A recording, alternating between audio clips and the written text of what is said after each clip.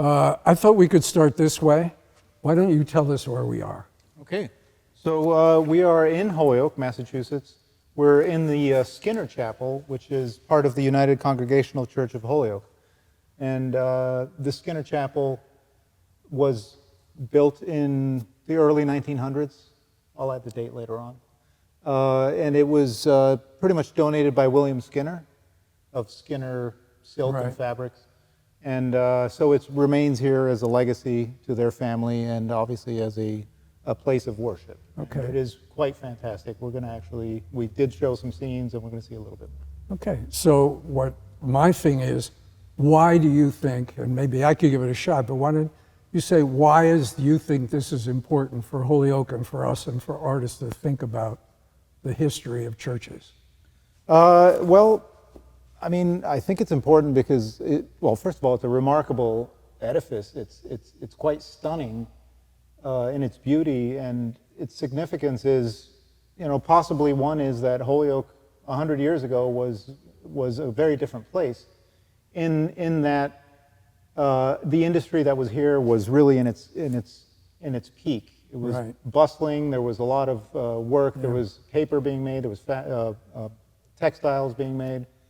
And so this place is a bit of a representation of that. I mean, among other things, again, as a place of worship, a place where currently a lot of different people of different backgrounds actually currently come together, and that's a very good thing.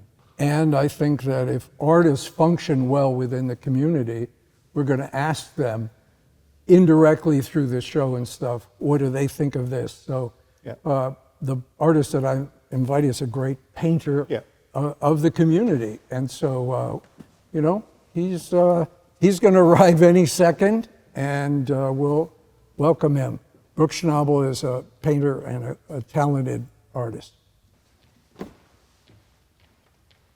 Brooke Schnabel, everybody.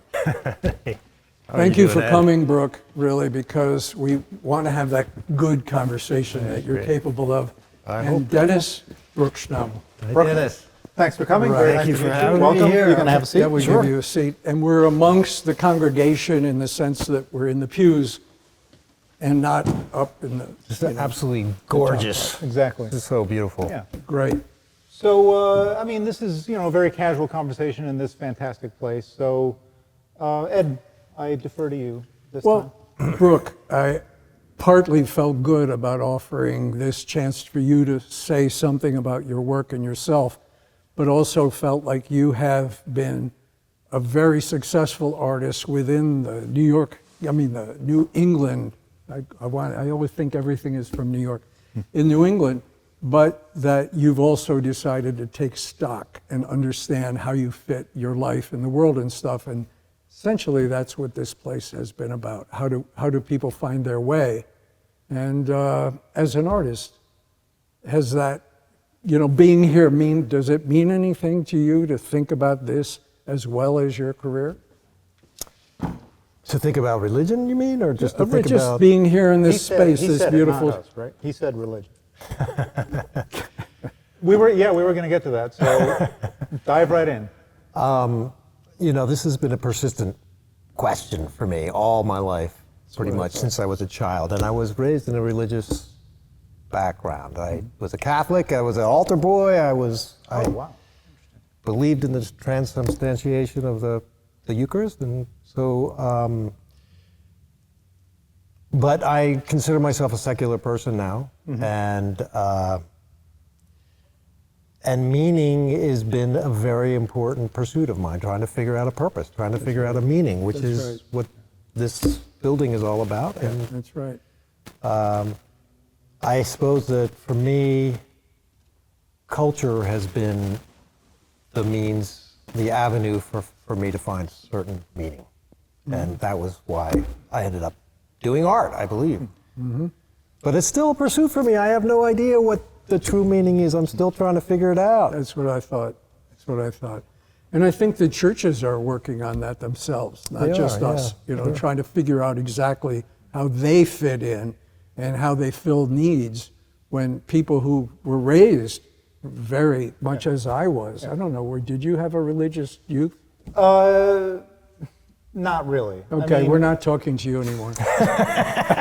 Wrong answer, clearly. Yes, can you fake it right now? Well, for the next episode, All I'll right, fake yeah, it. Okay, how's that? but you still found yourself enamored by this place. Oh, absolutely. Again, and you know, actually, I want to make the connection with religion and art, because art, and I know, as you know, because I read your artist statement, you know, there's the correlation of, well, what exactly is the meaning of art? What is the purpose of art? Art is a luxury. You said that in your artist statement, and that totally resonates with me, because I had an artist statement that I wrote at one point that said something along the lines of, I should be lucky, you know, I'm blessed to be able to have the time and the ability to set aside to actually paint. I mean, that is a luxury. Other people, you know, other people basically are looking for a way to you know, to feed themselves daily. And here I am, it's like, well, I'm a little bored. Let me see if I could paint something. That is a luxury. And I even went as far as saying, you know, if I should stop painting, then let my hands be cut off. So, you know, a little drama in my artist statement. But anyway, but I was, you know, this whole connection between what is the meaning of art, what is the meaning of religion. I mean, that somehow coming together in this fantastic place of beauty really is, I don't know, it seems very appropriate. So where am I going with this? You're saying, Thank you. in some, the church actually put active use to art to create their sense of meaning to their pastors. You know, that was the way they do it. Don't you think that that's part of when you even do a painting? That you're trying to convey something of yourself in the painting. You did a lot around Northampton. I did, yes. Yeah, so didn't that somehow, weren't you off, isn't it a kind of offering? I'm not sure I would qualify it as an offering, if I'm actually honest with my pursuit of art. I think that it is, one, to try and make myself feel somehow significant within the world, to have a purpose, a meaning of something that I did in my life, and that it is a way of kind of creating a permanence to my life, because when I'm gone, there's going to be something left behind that I can leave behind, and will be a part of me. Right. I think those are two motivating factors for a lot of human behavior: impermanence and insignificance. When we look back on our life, what did our life mean? Right. Did it have any significance? And we're all preoccupied with death and dying, so, I mean, I don't want to get too heavy here, but No, please. if, Give it a shot. you know, I mean, I think it's pretty universal that we all don't, there's a biological imperative that we survive. We are biological entities, so we want to eat and find a place of comfort and then satiate ourselves again, and our imperative is that we don't want to die. But we have this symbolic consciousness that thinks about the infinite, and it creates a conflict for us. So I guess I kind of feel like, you know, if I'm honest, those are the more motivators for doing art. I think that's pretty powerful. How do you think about, like, legacy? I mean, you're leaving behind a body of work. I am, and I've thought about that a lot, but what to me, I'm doing a narrative in my work. You know, I'm just saying, here's been what influences me as I go through. Yeah. But when I came back here and I listened to the organ and I tried to realize that I have such deep family roots, grandfather Baptist minister and all that stuff, that underneath it all is a deep teaching of the afterlife or the significance of life. And, you know, I had to explain to my dad long time ago that probably I didn't believe that there are an awful lot of people who've never been saved in hell. But at the same time, I understand that in this veil of tears, people are looking for something transcendent. And to me, when I look even at your work and my work, I hope that some degree of it is transcendent, that it somehow takes them out of what they usually see to see something more, either shared by somebody else or understood by somebody else. I think your work shows that, and I certainly feel yours is. It's an effort of mine, but I don't kid myself into thinking that I know something more than the presence of that beauty being somehow transcendent, to know, to be able to recognize it. And so it's, to me, when I look at your work, I go, it's easy to see that he's in touch with something other than just what it looks like. Well, I kind of, I think I am right in line with you, Ed, on this, but it's been a recent discovery for me, because I got really nihilistic there for a while, particularly during the pandemic and even before that. You know, as a protagonist in life, I kind of felt like we're living in a disinterested universe.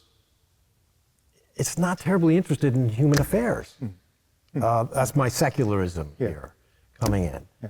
And if you know, and this is just my opinion, but if that's the case, you know, then if it's disinterested, how are we connected somehow? And we are connected because we're part of nature, and this goes back goes into this these transcendentalist thinkers that I really am a fan of. Right. And they think a lot about how the universe, they're deists, they don't believe in, I don't know, am I going off here too much on a tangent? No, not at all. Okay. I mean, again, I think he's going wild. yeah, I think, you know, because tangents are good. They're always good. All right, What anyway. I'm saying is, you have to understand, part of the reason why I thought you would really help us in getting people to think the way you think an artist thinks is because you've been rethinking it a lot in the last couple of years. Yes. Whether you were going to be able to paint full time, whether there is a thing called a legitimate market, you know, for the work, and do you have to be a marketer to exist? So this is what you've been thinking of. I'm happy to hear that. Yeah. And I mean, I also connect with the whole, you know, when I work, and I haven't actually been active painting, but I have a body of work, and for me that is kind of my legacy. I don't have children, so in a way I think of my paintings as, if anything is going to survive in my stuff, this is a topic Ed and I actually talk about occasionally, and we met actually talking about this topic. You know, what happens after we're dead? I mean, there's the paintings, there's our furniture, there's our clothing, a lot of stuff will just be thrown out. God forbid my stuff would end up in an estate sale. Those things are very depressing. But I do go to estate sales. But the you know, for me, when I look at my paintings, I think, okay, this thing will clearly survive me unless, you know, I actually bury or burn my own paintings, which I don't intend to at this point. We'll talk about that. You gave up on that? No, we'll talk about that. That's still that's a Yeah, long topic. you know, didn't I tell you that we had a joke about the idea that we would have 12 painters who really are at the end of their career with their garages and storage bursting, and we would have a Last Supper. And then we would burn and then we would burn our art and say, Yes. we're just happy to say we had a Last Supper with the idea of God. You know that this is the thing I think is important to understand. You know the movie Beckett, right? Okay, that story came up for Hollywood to do, but in the original play, it wasn't that they had to kill the archbishop, you know, because he was defending God, the archbishop, who I think it was played by O'Toole or something. He said, I don't have to defend God. That seems like such an odd thing to have to do. He said, my job is to defend the idea of God. And so to me, that's what we're really doing. We're offering in our work, and I see it in yours so easily. You're giving them a piece of transcendence within this life, not just the possibility of heaven, which and that again, don't worry about the much. Correlation with this chapel. Yeah, I get that feeling here. This was left absolutely as do. a legacy by Mr. Skinner. Yeah. So this is a monument to faith, but also to power. I have to say, this is pretty ostentatious, and this is a statement about power. No question about it. So, and this is here, you know, 100+ years later, and. But it strikes as beautiful, doesn't it? Absolutely. Why don't you talk about that? When you walk in, what catches your eye? The stone and the architecture and the organ and the stained glass window. I mean, and the height of the ceiling.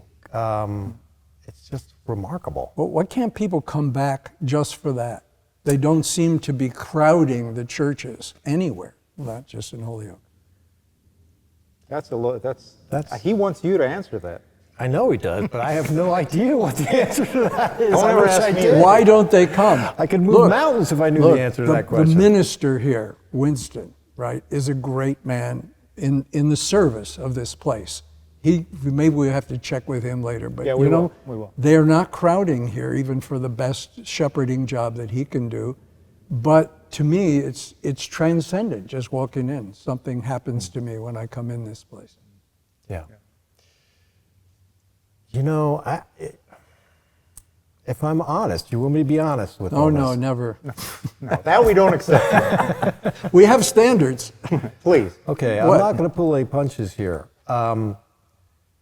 My feeling is that meaning for us is, again, related to this impermanence and insignificance, and that the way we get around that is we create projects for ourselves. Now, this isn't really my I thinking. think you're right.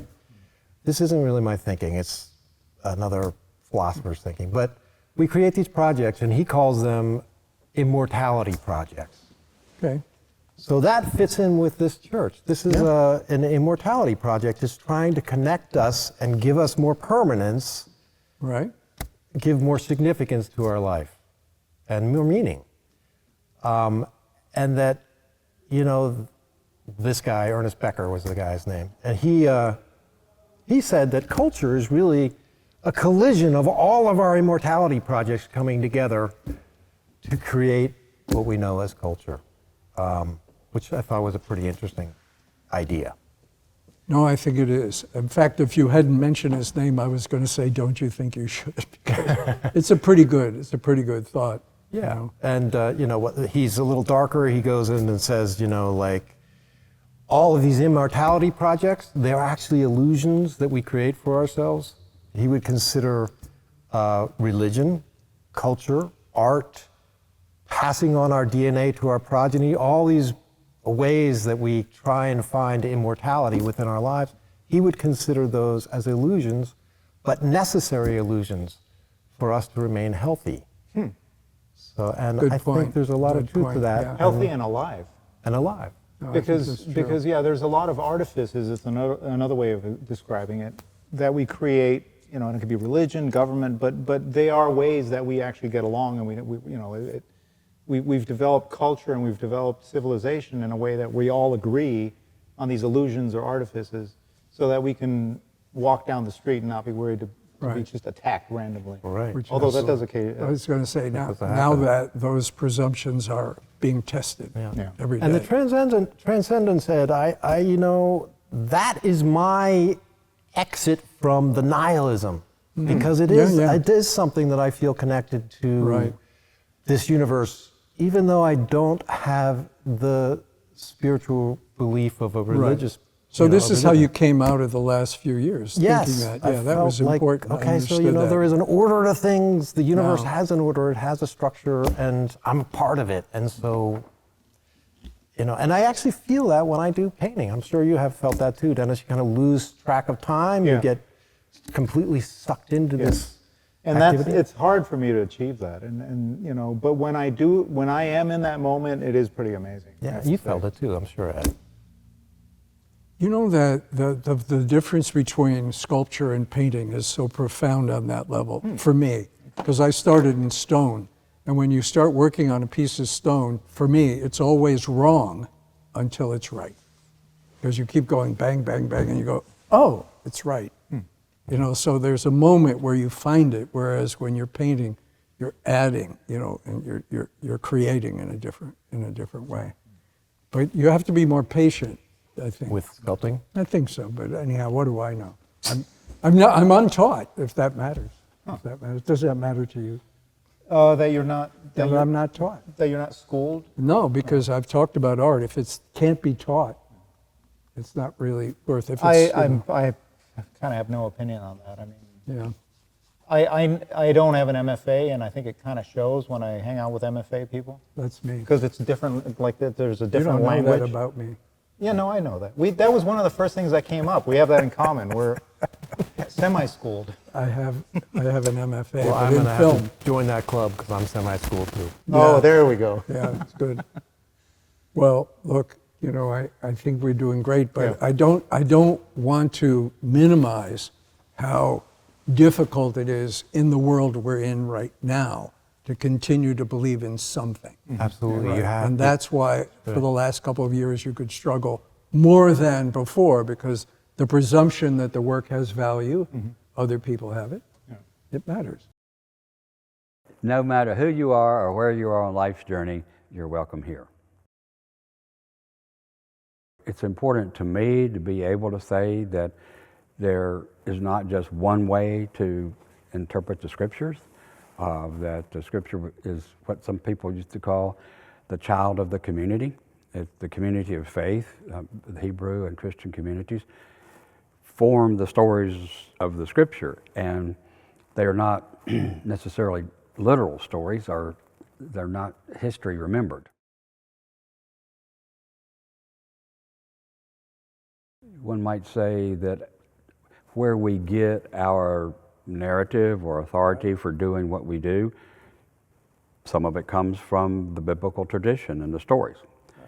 Some of it comes from the collective history of the Hebrew tradition, Christianity, and some of it comes from how the group of people who meet in this space, how they interact with each other, and what it is that they feel like is their mission at this one particular place and time to interact, to enact in this community. I've always thought that the worship space, in many ways, it certainly influences and determines the style of worship itself. I mean, although in this space we have, you know, like the jazz band, some occasionally jazz stuff in here, but there's a really good organ that's in this space, and a nice piano, and so it's a mixture of music styles that we may use here, but again, it's kind of, you can't get out of this space when you look to see the vaulted ceiling and the columns, and you know, it was made to replicate and look like some medieval cathedral somewhere in Europe, and so it has that sense of transcendence about it, as like our other worship space, which is larger than you've been in, is larger than this, really has, in a way, more than this does, because of it's just different.